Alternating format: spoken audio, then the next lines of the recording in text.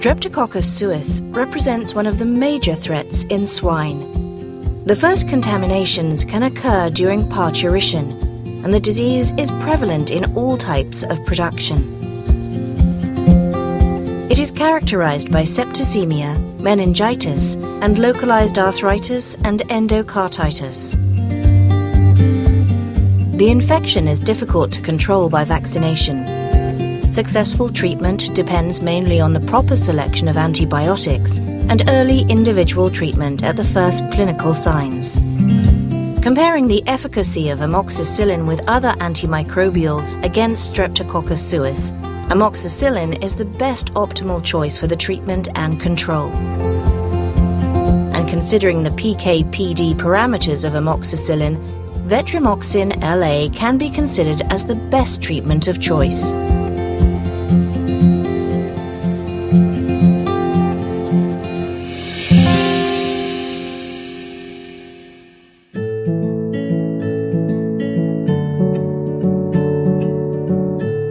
Glasser's disease, caused by Haemophilus parasuis, is present in all major swine-raising countries. Haemophilus parasuis may result in systemic disease of high morbidity and mortality.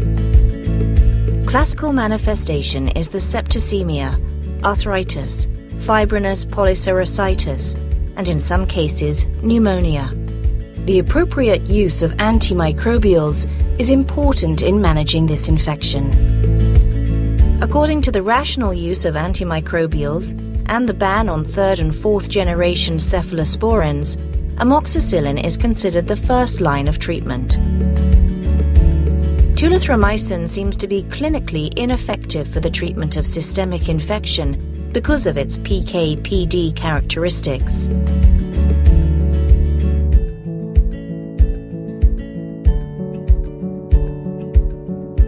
Clostridial diseases are characteristic for a neonatal period of piglets. Affected animals cannot develop real growing potential and are predisposed to other enteric pathogens.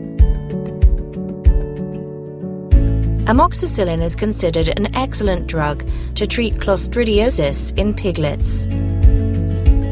The study concluded that no isolates resistant to aminopenicillins were found. According to the rational use of antimicrobials, amoxicillin is an optimal choice for treating clinical cases of diarrhea in farrowing houses.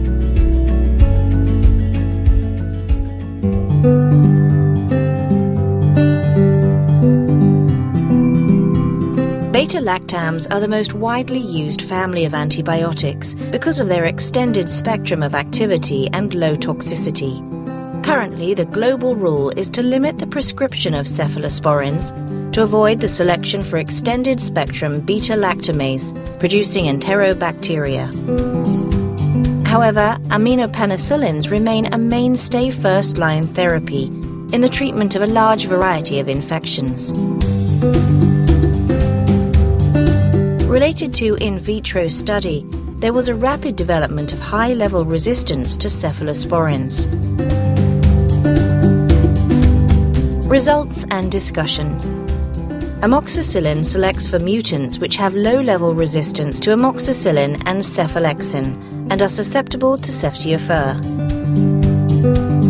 Ceftiofur selects for mutants which have low-level resistance to ceftiofur and amoxicillin and high-level resistance to cephalexin. Thus, cephalosporins tend to select for mutants with cross-resistance to cephalosporins and aminopenicillins, while aminopenicillins essentially select for their own resistance. Conclusions. Aminopenicillins can continue to be used without any significant risk of selection for cephalosporin-resistant mutants. In contrast, cephalosporin should be used with parsimony as a second-line therapy where amoxicillin is proven inactive.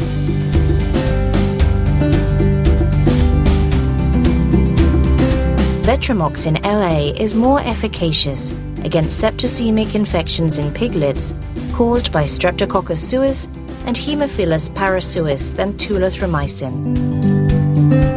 According to pharmacokinetics parameters of tulathromycin, we consider it as a not very effective treatment option for metaphylaxis and treatment of the infections mentioned. Vetrimoxin LA, with a new withdrawal period of 8 days.